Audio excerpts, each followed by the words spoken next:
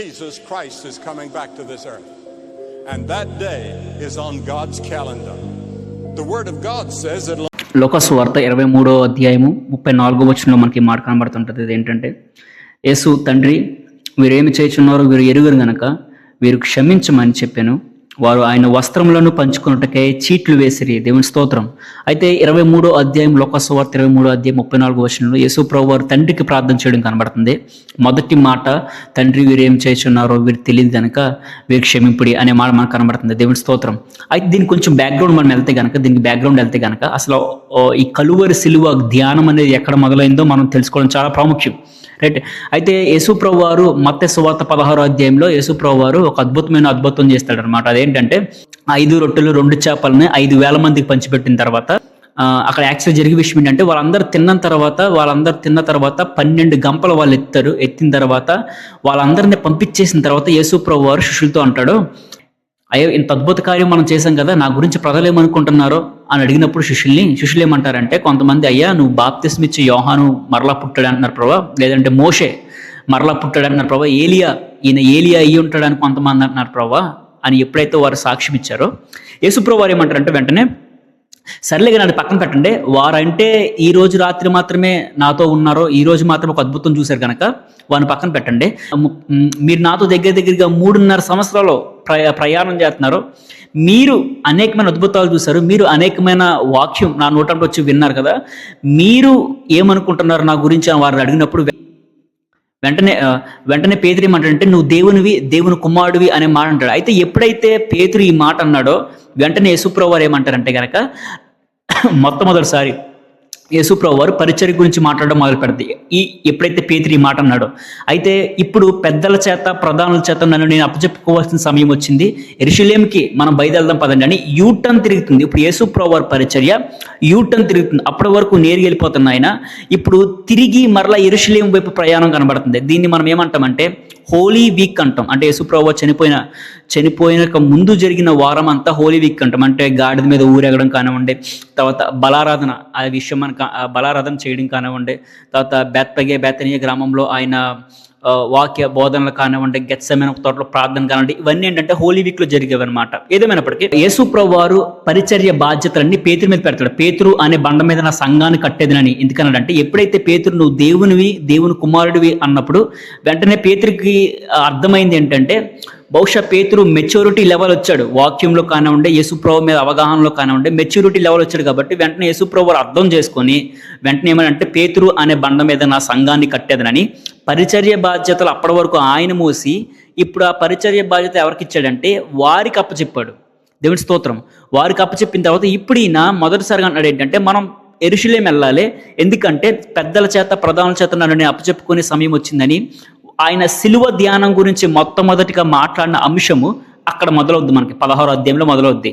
అక్కడి నుంచి సిలువ వైపు నడకలు మొదలవుతాయి, సిలువ వైపు ప్రయాణం మొదలవుద్ది యేసుప్రభు వారు. దేవుని స్తోత్రం. ఏంటంటే ఆ యేసుప్రభు వారు చివరి మాటలు 7 మాటలు, యేసుప్రభు వారు కలువరి సిలువలో ఉన్నప్పుడు చివరిగా మాట్లాడిన మాటలు 7 మాటల్లో మనం దీన్ని బాగా గమనిస్తే గనక, ఈ 7 మాటల్లో 3 మాటలు దేవునితో మాట్లాడినవి ఉంటాయి, మిగతా 4 మాటలు చుట్టుపక్కన ఉన్న ప్రజలతో మాట్లాడినవి ఉంటాయి.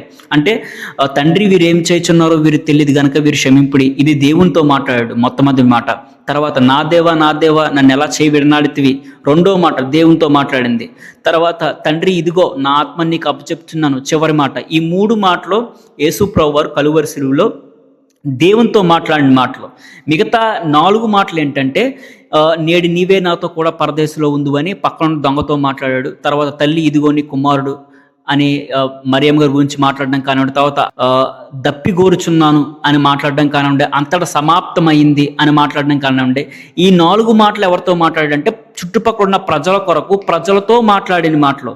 అయితే 7 మాటల్లో కూడా అంటే మొట్టమొదటి మాట తండ్రిని జ్ఞాపకం చేసుకుంటున్నాడు, తండ్రితో మాట్లాడడం కనబడుతుంది. గమనించండి, యేసుప్రభు వారి యొక్క పరిచర్యలో కానివ్వండి, బైబిల్లో కానివ్వండి, మొట్టమొదటిది ఎప్పుడు దేవుణ్ణే వెతికాడు, దేవుడికే ఇచ్చాడు. ఉదాహరణకి ఇదే మాట వీళ్ళు దప్పిగా అన్నప్పుడు చేదు చోటునిచ్చినప్పుడు కూడా మాట్లాడొచ్చు ఈ మాట, తండ్రి వీరు ఏం చేస్తున్నారు వీరు తెలియదు విషయం ఎప్పుడండి. కానీ మొదట్లోనే దేవుడు ఎందుకు మాట్లాడంటే, మొదటి ప్రాధాన్యత ఎప్పుడు దేవునిదై ఉండాలి.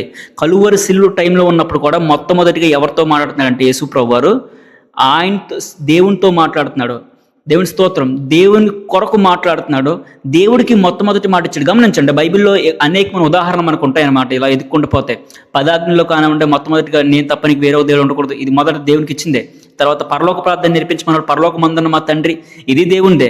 ఇప్పుడు యేసుప్రభువు వారు చివరి మాటలు ఏదైతే ఉన్నాయో ఇవి కూడా దేవునికే మొట్టమొదటి ప్రాణత. గమనించండి, యేసుప్రభువు వారు తన జీవితంలో కడవరి దినాల్లో అతి కష్టమైన పరిస్థితుల్లో, మరణకరమైన పరిస్థితుల్లో కూడా ఎవరిని జ్ఞాపకం చేసుకుంటున్నాడంటే దేవుణ్ణి జ్ఞాపకం చేసుకుంటున్నాడు. దేవుడికి ప్రాధాన్యత ఇస్తున్నాడు, దేవునితో మాట్లాడుతున్నాడు. దేవుని స్తోత్రం. అయితే యేసుప్రభువు వారు పరిచర్యలో ఏ వాక్యం అయితే చెప్పాడో అదే విధంగా నడుచుకుంటున్నాడు. యేసుప్రభువు వారు పరిచర్యలో మాట్లాడిన మాటలు ఒకటే, ఆయన నడుచుకుంటున్న విధానం ఒకటి లేదండి. యేసుప్రభువు వారి యొక్క బోధనలు ఎలా ఉంటాయంటే, ఆయన పరిచర్య చేసిందే, ఆయన ఏమైతే పరిచర్య చేశాడో అలాగే నడుచుకున్నాడో, ఆయన ఎలాగైతే నడుచుకున్నాడో దాన్నే పరిచర్యలో చెప్పాడు. ఆయన పరిచర్య ఒకటి, ఆయన నడిపింపు, ఆయన ప్రవక్తన ఒకటి ఎప్పుడూ లేదు. దేవుని స్తోత్రం. కాబట్టి యేసుప్రభువు వారి యొక్క పరిచర్యలోంచి నేర్చుకోవాల్సింది ఏంటంటే, నీ ప్రవక్తను బట్టి నీ మాటలు రావాలి, నీ మాటలను బట్టి నీ ప్రవక్తన ఉండాలి. ఈ రెండు వేరువేరుగా ఉండకూడదు, ఈ రెండు ఒకటే ఉండాలి. అయితే యేసుప్రభువు వారు పరిచర్యలో మీరు ప్రేమించండి, ప్రేమించండి, ప్రేమించండి, దేవుడు మిమ్మల్ని ప్రేమిస్తున్నాడు, దేవుడు మేము ప్రేమించాలని చెప్పాడు. క్షమించండి, క్షమించండి, క్షమించమని చెప్పాడు. ఇప్పుడు యేసుప్రభువు వారు కలువరి శిలువలో ఉన్నప్పుడు, ఇప్పుడు ఆయన కష్టమైన పరిస్థితిలో ఉన్నప్పుడు, ఇప్పుడు యేసుప్రభువు వారు కలువరి శిలువలో ఉన్నప్పుడు, ఆయన్ని దూషిస్తున్నప్పుడు, ఆయన్ని అన్యాయంగా సిలువేసినప్పుడు, ఆయన్ని అనరాని మాట్లాడుతున్నప్పుడు ఏమైతే బోధించాడో దానికి వ్యతిరేకంగా నడవలేదండి. ఆయన ఏమైతే బోధించాడో అది ప్రవర్తిస్తున్నాడు. అంత కష్టమైన పరిస్థితుల్లో కూడా ఏంటంటే తను ఏమైతే బోధించాడో దాన్నే పట్టుకుని వేలాడుతున్న యేసుప్రభువు వారు కొన్నిసార్లు నా పరిస్థితి బాగోపోతే గనక నన్ను అప్పటిదాకా మెచ్చుకున్నవారు పట్ల నేను ప్రార్థన చేస్తాను, నాతో ఉండేవారి కోసం నేను ప్రార్థన చేస్తాను, నాకు డబ్బు ఇచ్చేవారి కోసం నేను ప్రార్థన చేస్తాను. నాకు వ్యతిరేకంగా తిరిగారు అనుకోండి, నేను శాపాన్ని కోరుకుంటే, ఇది మానవ స్వభావం. ఇది ఏంటంటే నువ్వు నేను చేసే పాపం. కానీ యేసుప్రభువు వారు ఏంటంటే వారు బాగున్నప్పుడు వారి కోసం ప్రార్థన చేశాడు, వారు సువార్త చెప్పాడు. ఆయన్ని ఇబ్బంది పెడుతున్నప్పుడు, ఆయన్ని సిలువకి ఎక్కించినప్పుడు, ఆయన అవమాన పెడుతున్నప్పుడు వారు శాపాన్ని కోరుకోలేదు ఆయన, కానీ వారి మేలు కోరుకుంటున్నాడు, వారి బెనిఫిట్ కోరుకుంటున్నాడు, వారి యొక్క క్షమాపణ కోరుకుంటున్నాడు, వారి గురించి ప్రార్థన చేస్తున్నాడు. వారి మీద ప్రేమ అలాగే ఉంది, ఒక క్షమాపణ అలాగే ఉంది. పరిచర్య ఒకటి, ఆయన మాటలు ఒకటి, ఆయన ప్రవక్తన ఒకటి.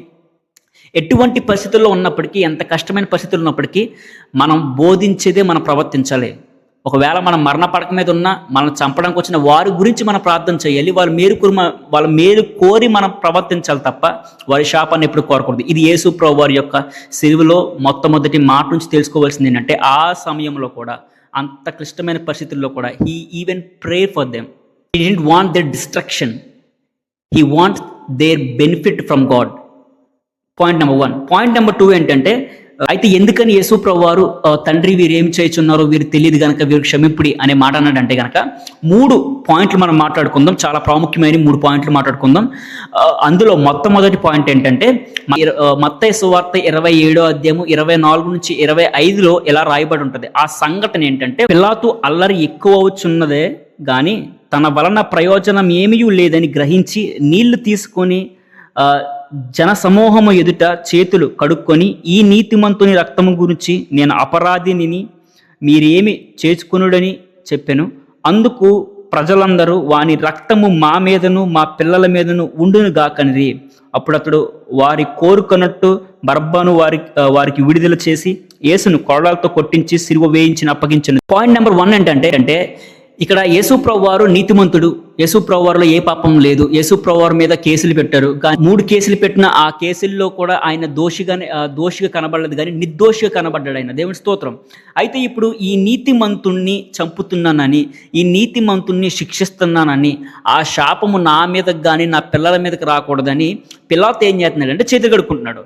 అయితే ఇక్కడ పాయింట్ గమనించాల్సింది ఏంటంటే, ఇప్పుడు యూదులందరూ కలిసి, అక్కడ ఉన్న యూదులందరూ కానివ్వండి, పరిసయ్యులు కానివ్వండి, సద్దుకేయులు కానివ్వండి, వీళ్ళందరూ ఏం చేస్తున్నారంటే ఆ నీతిమంతుణ్ణి చంపుతామన్న శాపం ఏదైతే ఉందో, ఆ అమాయకుడిని చంపుతున్నామన్న శాపం ఏదైతే ఉందో అది మా మీదకనే, మా పిల్లల మీదకి రావాలని వారు కోరుకుంటున్నారు. కారణం పాయింట్ ఇక్కడ దేవుడు ఇప్పుడు యేసుప్రభువు వారు తనను చంపుతున్నాడు కాబట్టి వీళ్ళందరినీ శిక్షించాలి అని ఆయన కోరుకోలేదు. లేదా తండ్రి నా కుమారుడిని ఇలా అనవసరంగా చంపుతున్నారు, నా కుమారుడి మీద లేనిపోని మాటలతో దూషించి అవమానపరిచి సిలువెక్కించారు, కొరడాలతో కొట్టారు, కాబట్టి వీరిని అంతం చేస్తాను, వీరిని శిక్షిస్తానని ఆయన అనుకోలేదు. కానీ ఎవరు కోరుకుంటున్నారండి శిక్ష అంటే గనక వారు కోరుకుంటున్నారు. అది మా మీద మా పిల్లల మీద రావాలని ఎవరు కోరుకుంటున్నారంటే వారు కోరుకుంటున్నారు. ఇది ఎరిగిన యేసు ప్రభు వారు వెంటనే ఏమంటారంటే లోక సువార్త 23వ అధ్యాయము గొప్ప జన సమూహమును ఆయన గూర్చి రొమ్ము కొట్టుకొనుచు దుఃఖించుచున్న చాలామంది స్త్రీలను ఆయనను వెంబడించిరి. యేసు వారి వైపు తిరిగి, యెరూషలేము కుమార్తెలరా, నా నిమిత్తము ఏడవకుడి, మీ నిమిత్తమును మీ పిల్లల నిమిత్తమును ఏడువుడి. ఇదిగో గొడ్రాడును కనిన గర్భములను పాలియని స్తనములను ధన్యులైనవని చెప్పు దినములు వచ్చుచున్నవి. అప్పుడు మా మీద పడుడని పర్వతములతోనూ మమ్మను కప్పుడని కొండలతోనూ జనులు చెప్పు సాగుదురు. వారు ప్రత్యేక మానుకై ఎలాగూ చేసిన ఎడల ఎండిన దానికేమి చేదురో అని చెప్పాను. దేవుని స్తోత్రం. అయితే యేసు ప్రభు వారు ఏ శాపాన్ని వారి మీద కోరుకుంటున్నారో అది ఎరిగి ఇప్పుడు యెరూషలేము స్త్రీలతో మాట్లాడారంటే, అమ్మ నా గురించి మీరు ఏడవద్దు, కానీ ఎవరి గురించి ఏడవండి? మీ భర్తల గురించి, మీ పిల్లల గురించి ఏడవండి. ఎందుకంటే నేను వాళ్ళని శిక్షించాలనుకుంటలేదు, కానీ వారు ఆ శిక్షను వారి మీద తెచ్చుకున్నారు. వారు కోరుకుంటున్నారు అది మా మీదకి, మా పిల్లల మీదకి రావాలని కోరుకుంటున్నారు. కాబట్టి మా గురించి ఏడవలసిన అవసరం లేదు, కానీ మీ గురించి ఏడవండి, మీ పిల్లల గురించి ఏడవండి. ఇదిగో యేసు ప్రభు వారు ఇది గ్రహించారు కనుక 40 సంవత్సరాల తర్వాత జరగబోయే ఒక విపత్తు, 40 సంవత్సరాల తర్వాత జరగబోయే ఒక రక్తపాతము, లేదంటే యూదులందరూ చెల్లాచెదర కొట్టబడుతున్నారు, యూదులందరూ ప్రాణహాని, యెరూషలేము మొత్తం తగలబడిపోద్ది. ఈ విషయాలన్నీ యేసు ప్రభు ముందుగానే ఎరిగేమని అంటే, నా గురించి ఏడవద్దు, మీ పిల్లల గురించి ఏడవండి, మీ భర్తల గురించి ఏడవండి. ఎందుకంటే మీ భర్తలు ఇప్పుడు తీసుకున్న నిర్ణయం ఏదైతే ఉందో అది రేపొద్దు 40 సంవత్సరాల తర్వాత ఎవరు అనుభవించాలి? అది మీ పిల్లలు అనుభవించాలి. కాబట్టి నా గురించి ఏడవద్దు, కానీ మీ పిల్లల గురించి ఏడవండి. ఇదిగో ఆ దినాలు చాలా కష్టమని, పాలు ఇవ్వని స్తనాలు చాలా ధన్యురాలు, గర్భం లేని స్త్రీలు చాలా గొప్పవారు అని. ఎందుకంటే అంత కఠినమైన పరిస్థితులు ఉంటాయి. పర్వతములతో చెప్తారంటే మీరేమని, మీరు వచ్చి మా మీద పడండి అంటే, మనుషులు చంపుతుంటే చనిపోవడం కంటే పర్వతములతో మా మీద వచ్చి పడండి అంటే అంత కఠినమైన దినాల్లో ఉంటాయి అవి. కాబట్టి నా గురించి ఏడవద్దు, కానీ మీ గురించి మీరు ఏడవండి, మీ పిల్లల గురించి మీరు కన్నీరు కార్చండి అని యేసు ప్రభువు కనబడుతుంది. మొట్టమొదటిది వారు తెలిసన్నారో తెలియదు కానీ, తెలియకన్నారో తెలియదు కానీ, ఆ శాపము అమాయకుణ్ణి, ఆ నీతిమంతుణ్ణి చంపుతానన్న శాపము మా మీదకును మా పిల్లల మీదకు రావాలని వారు కోరుకుంటున్నారు. అది ఎరిగిన యేసు ప్రభు, తండ్రి వీరేం చేయుచున్నారో వీరు తెలియదు గనక రాబోయే దినాల్లో ఎంత కఠినమైన పరిస్థితులు వీళ్ళ కుమారులు, ఈ యొక్క యోధా ప్రజలు ఎదుర్కొంటారు తెలియక, వీళ్ళు ఏమన్నారు తెలియక ప్రవర్తిస్తున్నారు కనుక, తండ్రి ఇదిగో తెలిసిన వాడిని నేను, వీరు ఏం చేయుచున్నారో వీరు తెలియదు కనుక క్షమింపుడి అన్న మాట అన్నాడు. పాయింట్ నెంబర్ 1 ఇది. పాయింట్ నెంబర్ 2 ఏంటంటే, ఈ యూదా ప్రజలు, ఇశ్రాయేల్ ప్రజలు ఏం కోరుకుంటున్నారంటే కనుక యేసు ప్రభువు యొక్క మరణాన్ని కోరుకుంటున్నారు. రైట్. పాయింట్ నెంబర్ 1 ఎందుకు కోరుకున్నారంటే కనుక, అసలు ఎందుకు కోరుకున్నారు? ఇప్పుడు యేసు ప్రభువు వారు తాను దేవుణ్ణి, నేను పంపబడ్డాను, మానవాళి పాపాలకు నిమిత్తం పంపబడ్డాను, మిమ్మల్ని క్షమించడానికి నేను వచ్చాను, నేను మిమ్మల్ని తప్పించడానికి వచ్చాను, ఇదిగో పరలోక రాజ్యం చేర్చేవాడిని నేనే పస్కా గొర్రెపిల్ల అని ఆయన బోధనలు అనేకసార్లు చెప్పాడు. వారు గ్రహించలేదు. అప్పుడు యూదులకి వాక్యం తెలియదు అంటారా, పరిసరికి వాక్యం తెలియదు అంటారా, సద్దుకేరికి వాక్యం తెలియదు అంటారా? కానీ వారందరూ ఎవరు వాక్యంలో అవపోషణ పట్టినవారు, పాత నిబంధన గ్రంథాల మీద అవపోషణ పట్టినవారు. వారు చదువుతున్నారు కానీ గ్రహించట్లేదు. పాయింట్ నెంబర్ 2, చదువుతున్నారు కానీ గ్రహించట్లేదు. యెషయా గ్రంథం 53వ అధ్యాయంలో ఇలా రాయబడి ఉంటుంది, ఆయన మానవుల కొరకు తప్పింపబట్టకు ఆయన మరణిస్తాడని రాయబడి ఉంటుంది. తర్వాత పాత నిబంధనలో రాయబడిన అనేకమైన ప్రవచనాలు అన్నీ వారికి తెలుసు, కానీ వారు ఏం అర్థం చేసుకుంటలేదు. ఈయనే ఆ ప్రవచనాల నిమిత్తం మాట్లాడింది ఈయన. యెషయా గ్రంథంలో మౌనిగా గొర్రెపిల్ల ఎలాగైతే వధింపబడడానికి సిద్ధంగా ఉంటుందో అలాగే మనిషి కుమారుడు ఉంటాడని రాయబడింది ఇదే, కానీ ఎవరు గ్రహించట్లేదు. వాళ్ళు అది ఏం గ్రహించట్లేదు, అర్థం చేసుకోలేని పరిస్థితులు ఉన్నారు. వాక్యం తెలుసు కానీ అర్థం లేదు, వాక్యం ఎరిగిన వారే కానీ క్రీస్తు ప్రేమను ఎరగలేకపోతున్నారు. నా మాట మీకు అర్థమవుతుందండి. కాబట్టి దేవుడు యేసుప్రభువు ఏమన్నాడంటే, ప్రభా వాళ్ళకి వాక్యం తెలుసు, అన్నీ తెలుసు కానీ గ్రహించలేకపోతున్నారు ప్రభా. ఒకవేళ నిజంగా వారే గనక నేను యేసుప్రభు వారిని, మెస్సైని, పంపబడిన వారిని అని నన్ను వారు విశ్వసించట్లేదు కనుక ఈ రోజు నన్ను ఇలా సిలువ వేయరు కదా, ఇలా నన్ను అవమానించరు కదా, నన్ను నెత్తిని మీద పెట్టుకు చూసుకుంటారు కదా. కాబట్టి ప్రభు వారు ఏం చేస్తున్నారో వారు తెలియదు కనుక వారు క్షమించిన ప్రభు. వారికి ఏం తెలియదు ప్రభా.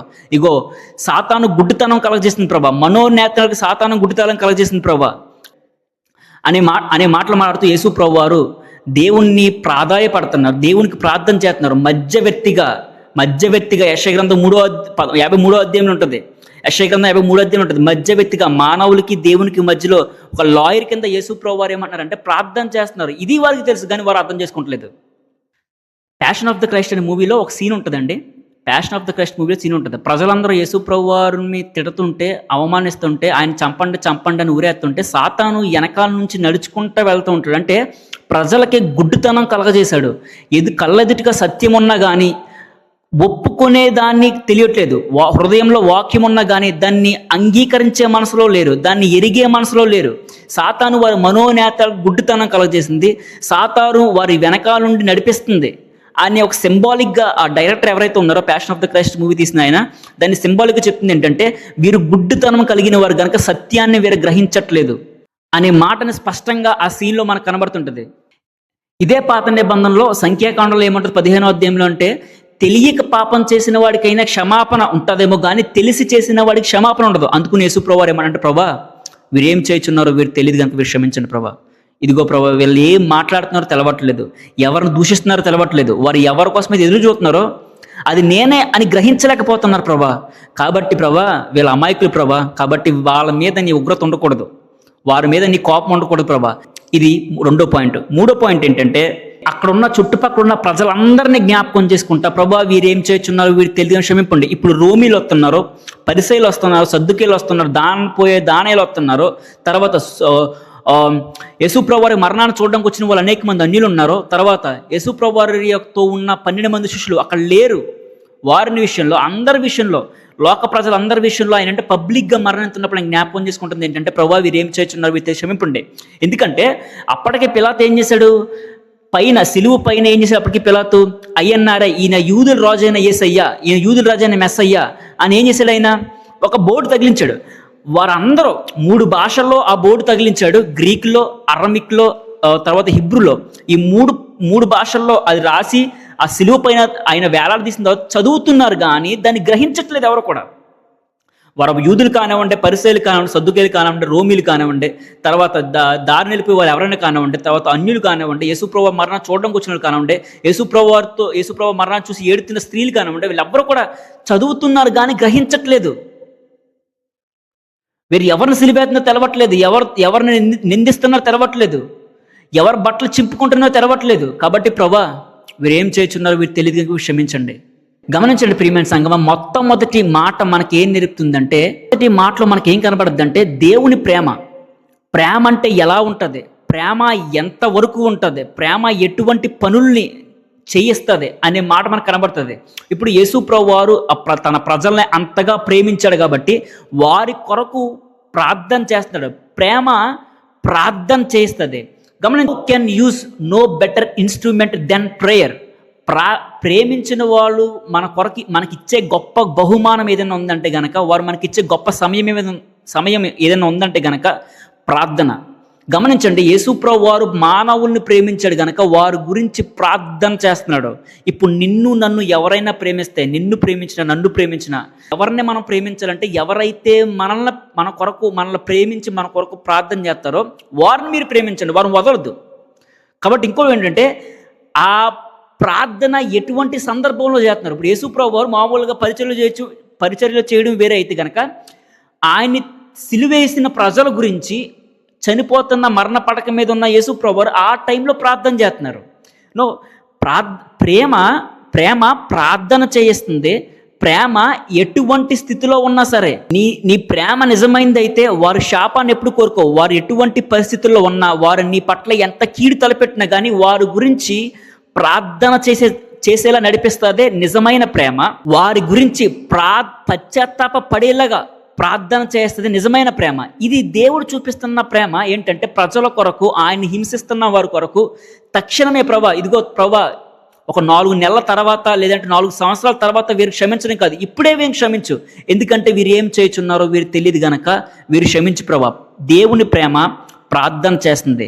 నిన్ను నన్ను నిజంగా ఎవరైనా ప్రేమిస్తే, మనం ఎవరినైనా ప్రేమిస్తున్నామంటే కనుక వారు మనకిచ్చే గొప్ప బహుమతి ఏంటంటే, వారి సమయం కాదు, వారి వస్తువులు కాదు, కానీ వారు మన కోసం చేసే ప్రార్థన మాత్రమే. దేవుని స్తోత్రం. ఆ ప్రేమ ఉన్నవాడు మాత్రమే ప్రార్థన చేస్తాడు, బాధ్యత ఉన్నవాడు మాత్రమే ప్రార్థన చేస్తాడు. ఆ ప్రార్థన ఏ సమయంలో చేస్తున్నాడంటే కనుక, మనం వారికి వ్యతిరేకంగా ఉన్నా, మనం వారికి వ్యతిరేకంగా మాట్లాడినా, ఎటువంటి సందర్భంలో ఉన్నా కానివ్వండి, వారు మన కోసం ప్రార్థన చేసేలాగా ఉండాలి. ఇది దేవుని ప్రేమ. నువ్వు ఆయన్ని సిలివేస్తున్నావు నీ మాటలతోటి, నువ్వు ఆయన్ని సిలివేస్తున్నావు నీ చేతులతోటి, కానీ ఆయన ఇంకా ఆ సమయంలో ఆ మరణ పడక మీద ఉన్నప్పుడు కూడా నీ కోసం ప్రార్థన చేస్తున్నాడు. అది నిజమైన ప్రేమ. ప్రేమ ప్రార్థనకి దారితీస్తుంది. అది ఏ సందర్భమైనా, ఏ సమయమైనా, ఎటువంటి పర్సన్ని ముందున్నా కానివ్వండి. దేవుని స్తోత్రం. అయితే ప్రేమ పశ్చాత్తాపాన్ని కోరుకుంటుంది, ప్రేమ క్షమాపణను కోరుకుంటుంది. ఇప్పుడు ఈయన ఎవరిని క్షమించమని చెప్తున్నాడు? ఆయన ఎవరైతే హింసిస్తున్నారో వారిని క్షమించమని ప్రార్థన చేస్తున్నాడు. ప్రేమ తక్షణమే ఇప్పుడే క్షమించు ప్రభా వీరిని. వీళ్ళు 2 సార్లు కొట్టిన తర్వాత, లేదంటే ఒక 4 నెలలు ఉన్న తర్వాత కాదు, నేను చచ్చేలోపు ఇప్పుడే వీరిని క్షమించు ప్రభా అంటే ఇప్పుడే. వారి బెనిఫిట్ కోరుకుంటుంది. ప్రేమ బెనిఫిట్ కోరుకుంటుంది, ప్రేమ పశ్చాత్తాపాన్ని కోరుకుంటుంది, ప్రేమ క్షమాపణ కోరుకుంటుంది. గమనించండి, అది దేవుని ప్రేమ. మనల్ని ఎవరైనా ప్రేమిస్తున్నారంటే గనక మనం ఏం కోరుకోవాలి? వారి పట్ల సమాధానం కోరుకోవాలి. వారి పట్ల వారి పాపాన్ని క్షమించేంత ప్రేమ నీకుంటే ఎదుటి వారిని ప్రేమించండి, లేదంటే వదిలి మానండి. 3వ పాయింట్ ఏంటంటే, యేసు ప్రభువు ప్రేమ ఎలా కనబడుతుందంటే ఆయన ఎటువంటి వాడో రివీల్ చేస్తుంది. దేవుని స్తోత్రం. ప్రేమ మనం ఎటువంటి వారమో రివీల్ చేస్తుంది. అంటే ఏ టైంలో మనం ప్రేమ కలిగి ఉంటున్నాం, వారు మనం ఎదుటి ఉన్నప్పుడు, వారికి మనకు అన్నీ అయినప్పుడు వారిని ప్రేమిస్తున్నామా, లేదంటే వారికి మనకి వ్యతిరేకంగా మాట్లాడినప్పుడు వారి మీద దూషిస్తున్నామా అనేది ఏంటంటే ఎప్పుడు తెలుసుద్ది అంటే రివీల్ ఇట్ సెల్ఫ్. ప్రేమ అనేది మనం ఏంటో చూపిస్తుంది. దేవుని స్తోత్రం. కాబట్టి గమనించండి ప్రియమైన సంగమా, యేసు ప్రభువు వారు ప్రార్థన చేస్తున్నారు ఏంటంటే, తండ్రి వీరు ఏం చేస్తున్నారో వీరు తెలియదు గనక వీరు క్షమింపుడే అనే మాట మనకు కనబడుతుంది. దేవుని స్తోత్రం.